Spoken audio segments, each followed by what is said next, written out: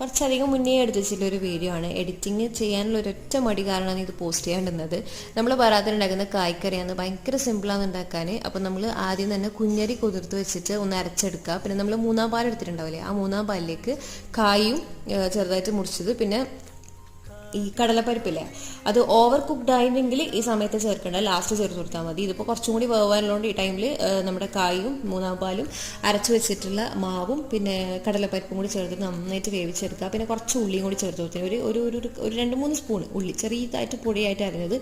അങ്ങനെ നമ്മൾ മാവ് വെന്ത് കഴിഞ്ഞാൽ 2-ാം പാൽ ഒഴിച്ച് കൊടുക്കുക. നന്നായിട്ട് തിളച്ച് കഴിഞ്ഞാൽ പിന്നെ 1-ാം പാൽ ഒഴിച്ച് കൊടുക്കുക. ഇതിനിടയിൽ നമ്മൾ ഏലക്കപ്പൊടി ചേർത്ത് കൊടുത്തിട്ടുണ്ട്. പിന്നെ നമ്മൾ ഉപ്പ് ചേർത്ത് കൊടുക്കും കേട്ടോ. പിന്നെ നമ്മൾ വീട്ടിൽ ഷുഗർ പേഷ്യൻസ് ആരെങ്കിലും ഉണ്ടെങ്കിൽ നമ്മൾ ആദ്യം തന്നെ അവർക്ക് പായസം മാറ്റി വെക്കുക. പിന്നെ ഏറ്റവും അവസാനമുള്ള സംഭവമാണ് അടിപൊളി, നമ്മൾ അയൽവാസികൾക്കും വീട്ടിലെ പുതിയാപ്പിളമാരുടെ വീട്ടിലേക്കൊക്കെ ഇത് കൊടുത്തയക്കണം.